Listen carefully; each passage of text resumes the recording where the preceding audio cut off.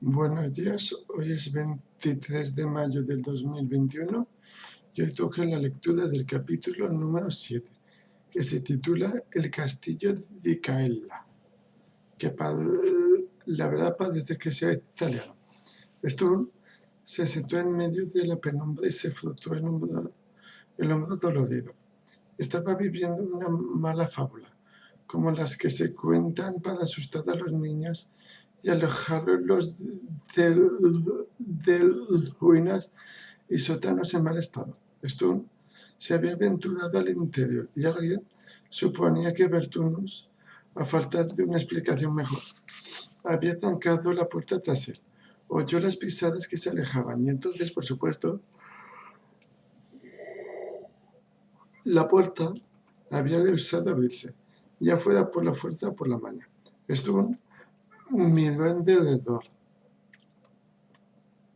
Una luz mortecina procedente de una única ventana en la parte alta de la nave evitaba que la inmensa antesala estuviera sumida en oscuridad total. Con todo, el vestíbulo estaba opresivamente lóbrego, con sus paneles de caoba o alguna otra madera oculta que había perdido el brillo en los 6 años de desuso.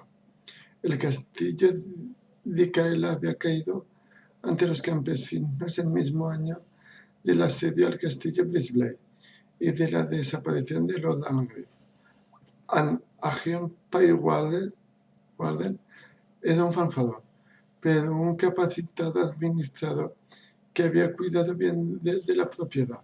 Mas, cuando cayó en la emboscada y halló la muerte en las salas de Habacuc, todo cuanto dejó tras él fue una exigua despensa y una corta guarnición de una docena de hombres. La guarnición sufrió un asedio de los campesinos y murió de inanición a últimos de verano del 326, más o menos en la fecha del 12º cumpleaños de Stone. Muertos por inanición, se dijo Stone con desconsuelo, despacio y un poco dolorido. El muchacho se incorporó y se encaminó hacia las desencajadas puertas dobles del gran comedor. Las mesas de caoba, antaño el orgullo de generaciones de Dicaela y posteriormente de los Brisbane que le sucedieron, yacían rotas y los pedazos esparcidos por la polvorienta estancia. Abuelo Emmeline nació aquí, pensó Stone, y faltó poco para que padre naciera aquí también. Pues cuando abuela estaba en avanzado estado de gestación, el viejo Emmeline la llevó al norte, al castillo Brisbane, donde Bayard, su padre. El muchacho se sentó en un sillón de respaldo alto y siguió con sus reflexiones, repasando la historia familiar en medio del polvo y las telarañas y los despojos. Tampoco había mucha luz en esta sala, a pesar de la docena de ventanas situadas en lo alto cerca del techo y por las que se colaba el viento, que levantaba de molinos de polvo y hacía ondear las raídas cortinas. Un friso de mármol, roto y mutilado por manos campesinas, se extendían sobre la galería que se asomaba al comedor.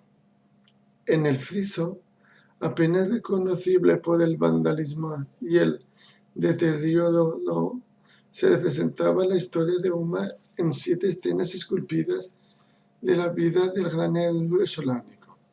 Stone se irguió en el sillón y contempló atentamente el friso.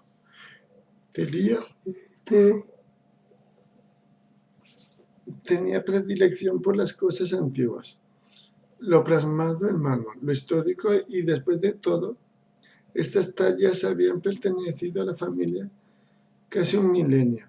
Admiró las volutas de Para, las montañas magníficamente talladas, la terrible semblanza de Taquisis, la madre de la noche, del corazón de la nada, le citó Stone, arremolinada en lo incoloro de los colores, Entonces se fijó en Uma, cuyo rostro parecía un reflejo del suyo propio.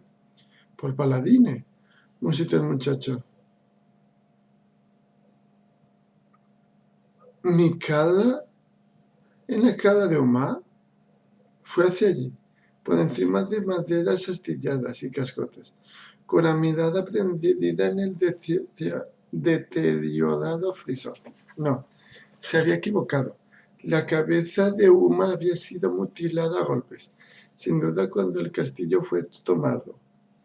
La engañosa luz le había jugado una mala pasada. Eso era todo. Un extraño y súbito deslumbramiento. Pronto habrá muy poca luz, se dijo. Tengo que registrar el castillo mientras el sol, que entra por las ventanas, pueda guiarme por las estancias y permitirme encontrar una salida. Con un profundo y animoso suspiro, el muchacho remontó la escalinata que conducía a las habitaciones altas del castillo de Icaela. En las paredes de los pasillos había dispuestas en hileras esculturas y pájaros mecánicos oxidados. Stone había oído hablar de los cucos del castillo de Icaela, ya que su tatarabuelo Sir Robert había coleccionado toda clase de maquinarias que gorjeaban y trinaban. Ninguna de ellas funcionaba, al menos no como se suponía que debían de funcionar, y todas representaban una molestia y una amenaza para los visitantes. Bisabuela Enid había almacenado todas estas extravagantes invenciones en la Torre de los Gatos, el más pequeño de los dos torreones del castillo. Pero Sir Robert y Sir Galen Pyrewalden, un trotamundos amigos del bisabuelo Bayard, habían restaurado la pajarería al completo, devolviéndole todo su irritante esplendor del pasado, con el convencimiento de que los silbidos y campanilleos arrullarían al pequeño Emily. Ahora estaban muertos, todos ellos. Robert se había ahogado cuando un ingenio mecánico de ruedas de manufactura Noma, diseñado para dejar obsoleto al caballo, se había precipitado por un puente levadizo al rebosante foso del castillo. Bisabuela Enid había muerto apacible y calladamente a la edad de 112 años, tras haber vivido el tiempo suficiente para ver al infante Sturm en su cuna. En cuanto a Sir Bayard y Sir Galen, nadie lo sabía. Un tiempo antes de que acabara el siglo, cuando ambos hombres tenían el pelo cano y las facultades mentales algo mermadas, y eran los felices abuelos de sus respectivas proles, la excéntrica pareja había partido en una nueva empresa, con destino a Kaltai, en las regiones más remotas del océano Kourain. Iban acompañados solo por el hermano de Sir Galen, un loco ermitaño que hablaba con los pájaros y los vegetales, y ninguno de los tres había regresado jamás. Sturm manoseó el pico del latón de uno de los cómicos pájaros. La cabeza de bronce se soltó del cuerpo y se le quedó en la mano, al tiempo que emitía un último y demente gorjeo. Más valía olvidarse de los de Caela y sus consortes. Era una dama de la familia que había degenerado hasta rozar la locura. La madre de Sturm lo había puesto en guardia contra esta herencia familiar, exhortando al muchacho a que impusiera en todo momento el lado mejor de su ascendencia Brisbane. O de lo contrario, acabaría como todos ellos, encerrándose en torreones y viviendo con gatos y lagartos. Sturm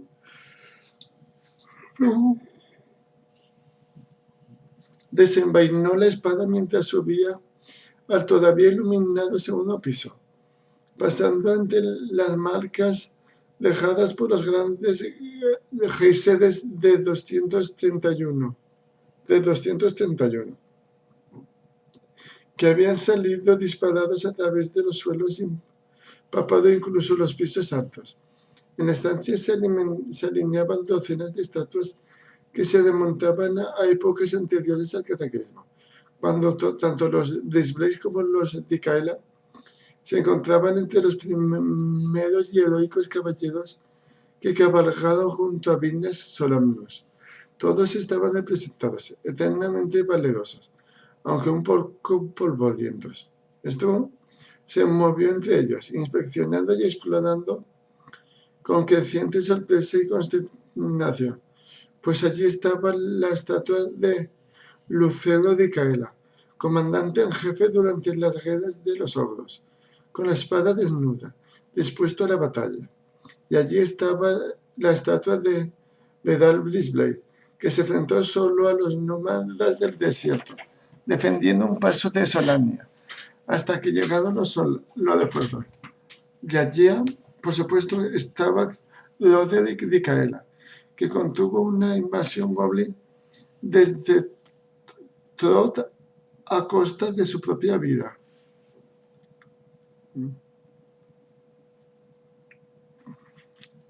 La última estatua era la de Bayard Disblade, elegida sin duda por Lady Enid, en memoria de su desaparecido esposo. También él tenía desenvainada la espada y en posición de combate. Esto se frotó los párpados, no queriendo dar crédito a los que sus ojos veían, pues lo que había parecido ser un caprichoso juego de luces en el gran comedor era perturbadoramente real aquí, en los pisos altos del Alcázar. Cada uno de estos héroes tenía los rasgos de Stroud, incluida la cicatriz en el mentón dejada por una herida sufrida cuando era niño. Fue de uno a otro deprisa, mirando y volviendo a mirar, apartando la mirada. Esta bebé no era un efecto ilusorio creado por la luz. De nuevo Beltunus se sentó un rato junto a la estatua de Sir Robert Dikaela, sumido en reflexiones. Pasó un tiempo antes de que volviera a percibir su entorno y de inmediato se puso de pie con la firme decisión de que la noche no lo sorprendería en un castillo abandonado. Recorrió con presteza habitación tras habitación, sala tras sala, en tanto que la luz menguaba al mismo ritmo que sus esperanzas de encontrar una salida. Había que dar la altura desde todas las ventanas e intentarlo por una de ellas tendría sin lugar a dudas el resultado de una caída fatal contra el petro pavimento del patio. Buscó con desesperación enrejados o plantas trepadoras mientras subía los escalones descendentes, hasta que por fin encontró en la última planta del alcázar. Era una estancia espaciosa en la que innumerables lords y ladies Dikaela habían dormido miles de noches, y tras ellos 2 generaciones de Disblaze. Fieles de tal tradición, Stroud se sintió algo soñoliento en el mismo instante de entrar en la cámara. Si ello era posible, la situación tenía un cariz aún más desalentador desde aquí. Por encima del aposento asomaban las almenas, pero la única escala que conducía a una tapilla estaba rota en pedazos no más grandes que su antebrazo.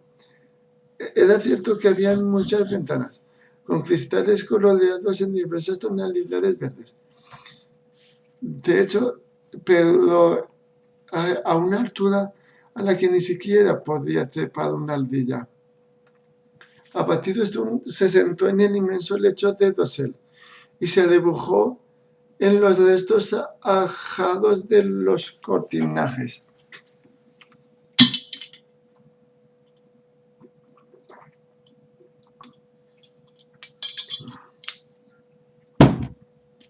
Mañana, se dijo. Los párpados se le cerraban. Los cortinajes estaban polvorientos, pero daban calor. Las bodegas en la torre, sin duda, por las que seguramente el sueño lo venció y se quedó dormido en medio del polvo que flotaba en la verde luz del anochecer. 2 veces, quizás 3, estornudó mientras dormía, pero no se despertó.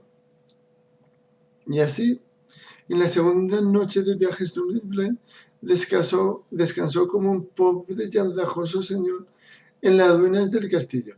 Estaba atrapado, sin perspectiva de escapada, y tan agotado que durmió sin interrupción hasta que el sol matinal se coló por la trampilla de las almenas. Las cosas, sin embargo, no mejoraron con la llegada del nuevo día. Las cerraduras de las bodegas saltaron sin dificultad, pero todos los pasajes o túneles que en el pasado habían conectado con los sótanos con el exterior estaban ahora obstruidos o clausurados.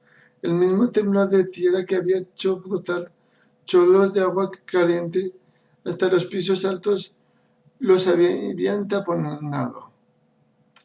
Dedujo Stone. Desanimado, deambuló entre los barriles vacíos, botellas y estanterías de vino, buscando puertas secretas, corredores ocultos y cualquier cosa comestible. Se recostó contra la húmeda pared, con las mejillas ya encendidas por el agotamiento y la rabia. Si alguna vez encuentro a Lord Silvestre, o quien quiera que me haya encerrado en este sitio, se lo haré pagar muy caro, juró, mientras golpeaba con el puño el suelo de tierra prensada de la bodega. Haré algo. Y será algo terrible. Cerró los ojos, lleno de rabia. Se sentía estúpido e impotente, indigno de su noble linaje. Antes de cumplir la terrible venganza, antes de acorralar al sinvergüenza y darle su justo castigo por tal escarnio, de hacerle probar la justicia solámnica, tendría que encontrar el modo de salir de la casa de su abuelo. El panorama no mejoró al llegar la tarde.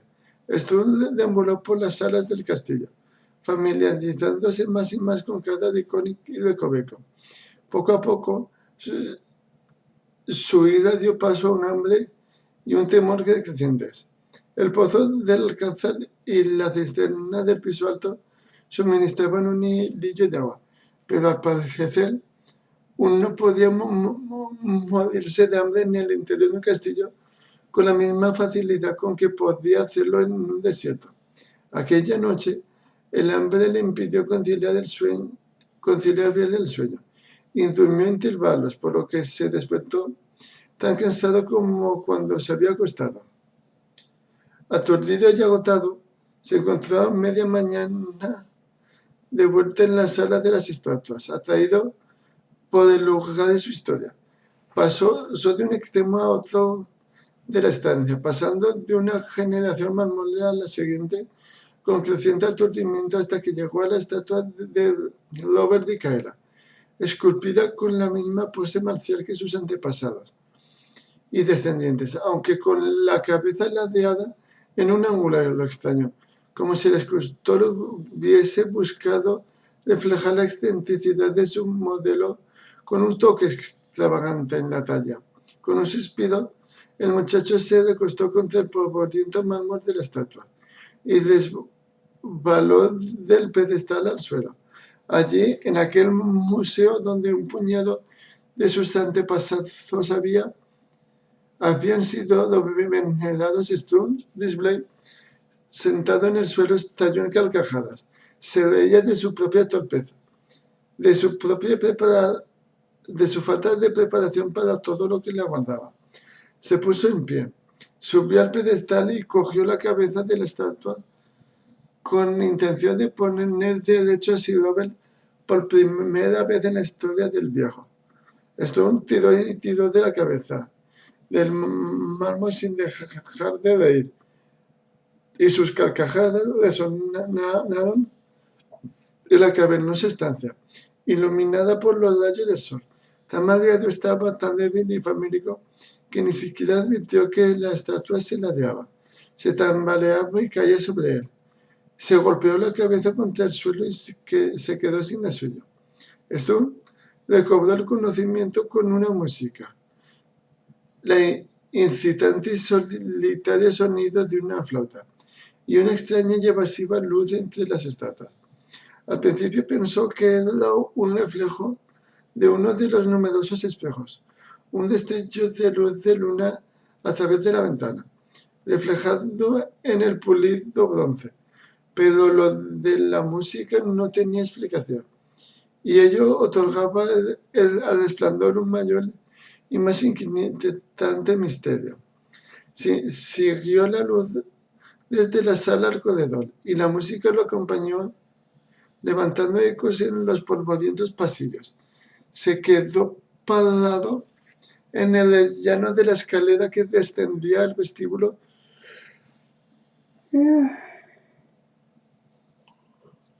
y vio la luz desviarse y fluctuar, deslizándose como niebla hacia las dobles puertas del gran salón. Despacio, con la espada desenfundada, fue detrás, en tanto que la luz avanzaba hacia el centro del inmenso y abovedado salón y desaparecía, amedrentado con la certeza de que lo que acababa de ver era el primer síntoma de la locura y debilidad por falta de alimento. Esto se sentó en el sillón de caoba desde el que había observado por primera vez la abandonada estancia. Más debilada, sintiendo unos dolorosos latidos en la frente y las sienes, dudaba de que le restaran fuerzas para volver a levantarse de él. Así que este es el fin del linaje Blaze, dijo irónico con cansancio. Morir de inanición en el salón de banquetes de un castillo. Pues este es el final. Entonces, es que el linaje ha degenerado en necios y maestrillos de escuela. Hostia. Pues si este es el final, entonces es que el linaje ha degenerado en necios y maestrillos de escuela, proclamó una voz áspera y apenas sustancial desde alguna parte de las vigas sobre la cabeza del muchacho. Sobresaltado, Stur intentó ponerse al pie, tambaleante por la debilidad y el temor, lo que no quiere decir que no hayan aparecido ya antes esas lacras en el linaje, continuó la voz. Stur estrechó los ojos y escudriñó las vigas envueltas en sombras. ¿Quién eres?, preguntó con nerviosismo. ¿Y dónde estás? En el balcón, contestó concisa la voz, con el resto de los conmemorados. Entonces, lentamente una extraña luz verde amarillenta se extendió desde el balcón a través del sombrío espacio, y el perplejo Stun advirtió que el resplandor lo emitía una figura vestida con una armadura y yelmo, que estaba sentada a carcajadas en la balaustrada. Era un anciano pálido cuyo rostro relucía con fulgor cegador. Los rasgos resultaban borrosos y distantes, como si se vieran a través del globo de un fanal. ¿Quién eres?, tartamudeó el muchacho. El hombre guardaba silencio, recostado en la balaustrada como un ardiente mascarón de proa o un fuego fatuo. Era esa fosforescencia verde que aparece en medio de los pantanos. Su vestimenta reverberaba empapada con un rocío incandescente que goteaba en el suelo formado a charcos relucientes, con modo fundido. Stone contuvo el aliento ante la inminente y hermosa aparición. ¿Eres quien me ha encarcelado aquí?, preguntó en esta ocasión con voz más quedada. No, respondió por fin el hombre. El timbre de su voz era resonante, profundo, tan pulido como la madera vieja, y los oscuros paneles de caoba del comedor emitieron un fulgor verdoso mientras hablaba. No soy tu carcelero, y tú eres el primero que llama a prisión a este lugar. ¿Quién eres?, preguntó una vez más el joven. El hombre siguió inmóvil. Una columna de fuego se alzaba sobre él, Mira tu escudo, muchacho, y dime lo que ves. Veo bronce pulido, contestó Stu, y mi cara reflejada. Enfócalo hacia mí, necio, y mira lo que refleja. Por las barbas del gran paladín. Vosotros, los Brisblaze, nunca fuisteis muy espabilados. Si es que eres un Brisblaze, como tu escudo y tu autocompasión dan a entender. Mientras el hombre brillaba y bramaba, Storm alzó el escudo ladeándolo de manera que la reluciente aparición se reflejara en su superficie. Sin la luz verde, el hombre parecía mucho más pálido, ciertamente anciano, y Sturm distinguió sus rasgos, su bigote, el escudo de almas del pectoral, una flor de lis sobre una nube blanca en un campo azul, el emblema de los Dikaela, de un hombre desaparecido en una casa desaparecida. Respetado abuelo, proclamó Sturm, al tiempo que se arrodillaba en el suelo lleno de escombros. Oh abuelo de abuelos, quien quiera que seas, o lo que seas, aparición, santo o recuerdo, yo te saludo como Dikaela y antepasado. Con actitud ceremoniosa, el muchacho extendió su espada. Ahora sí que el hombre del balcón se movió, agitando el delgado brazo con un gesto elegante. Puedes levantarte, chico, o lo que quiera que dijéramos cuando se seguía la medida y yo tenía que entendérmelas con legiones de jovenzuelos como tú. Esto es un comedor, no un santuario, y yo soy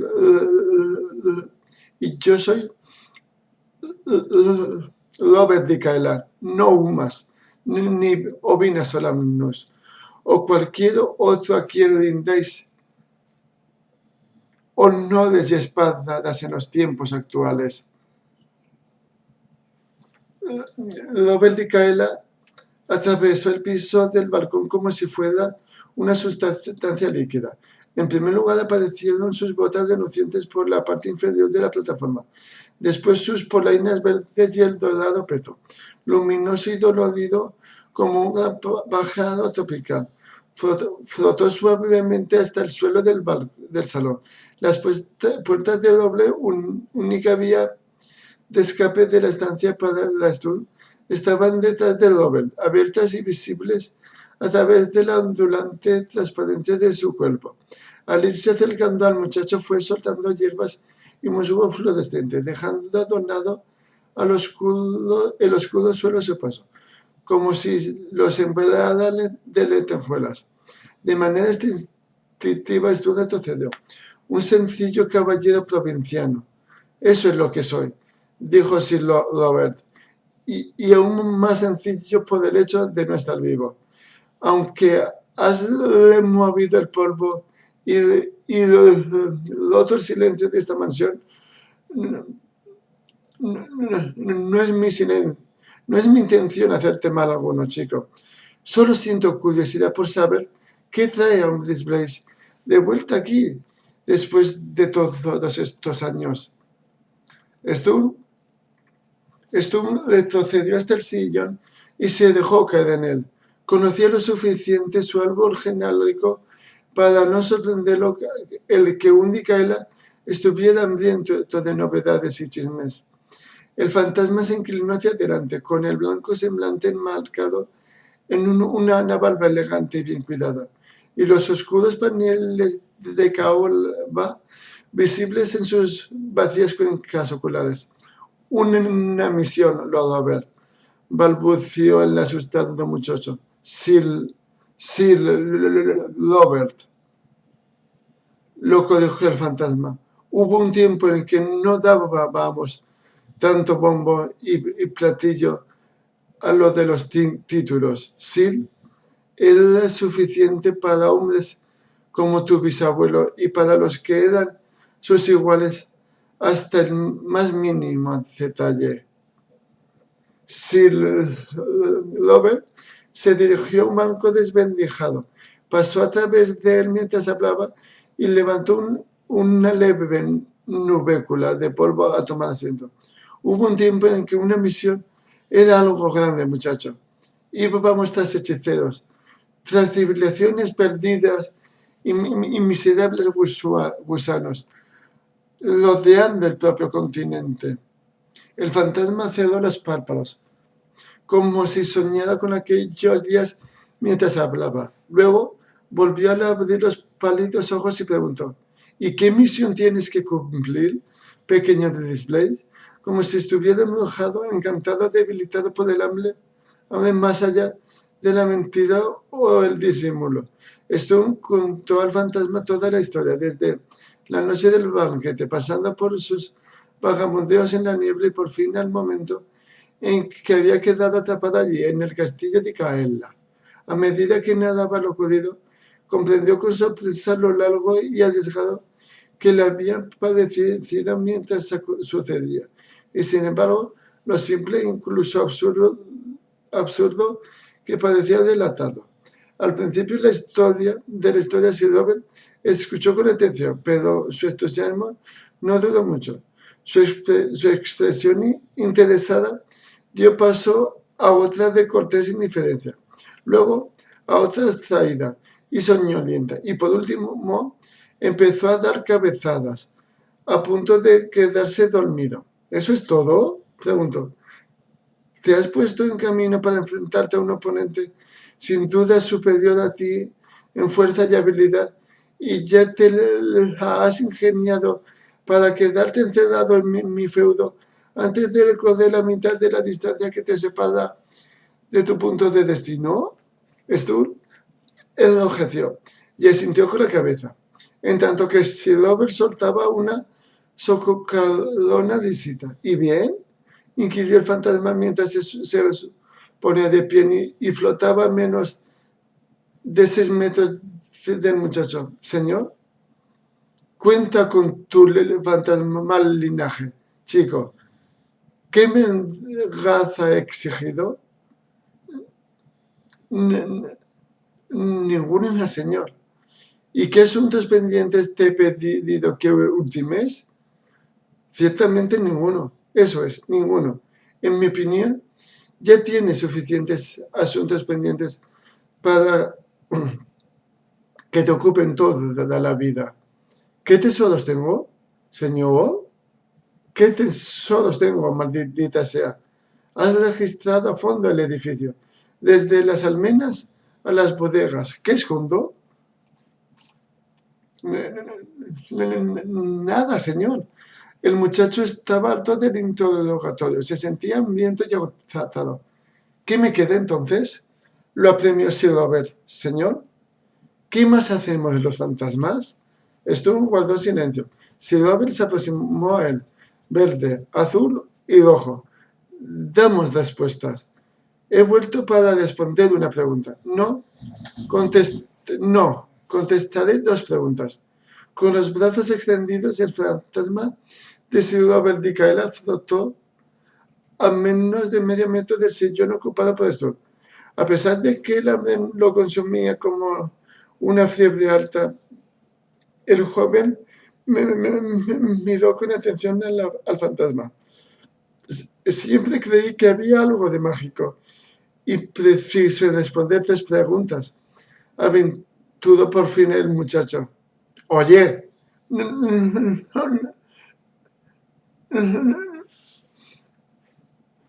no quieras regatear conmigo, chico, espetó Sir Robert. Serán 2 preguntas o ninguna. Aquí no seguimos las normas de tradiciones idiotas. 2 preguntas. Fueron miles los interrogantes que acudieron a la mente de Stone mientras observaba fijamente al fantasma.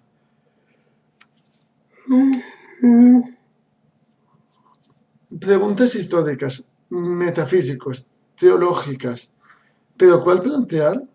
Porque tú, entre todos los fantasmas, ¿qué podrías haber visitado? ¿Esa es tu primera pregunta? Tonto. Lo es. Stuhl miró con cautela a Sidobet. Este se cernió casi a 1 metro por encima del suelo, como si flotara en el agua. ¿Por qué yo? Eso es lo que he preguntado. Maldito si lo sé, contestó Robert. Siguiente pregunta. ¿Esa es tu respuesta? Exclamó Stuhl. ¿Esa es tu segunda pregunta? Inquirió Sidobel. ¿Qué? Bueno, no, balbuceó Stuhl, guardó silencio. Y una luz verde del gran salón se movió y se intensificó. Ahora las sombras del banco y el tronco y los escombros se alargaban sobre el polvoriento suelo hasta dar la impresión de que los muebles habían adquirido unas proporciones desmesuradas. No sé bien qué preguntar, dijo por último Stuhl. Su mente estaba repleta de viejas historias acerca de magos capturados y obligados a conceder deseos, de cómo invocaban a sus apresores para hacerles pedir un desayuno con salchichas en lugar de la inmortalidad, o una sabiduría infinita. Fuera cual fuera la naturaleza y el propósito del fantasma que tenía delante, Stuhl no estaba dispuesto a desgañarse por él. Creo que la pregunta es evidente, repuso Sidobel con una extraña sonrisa.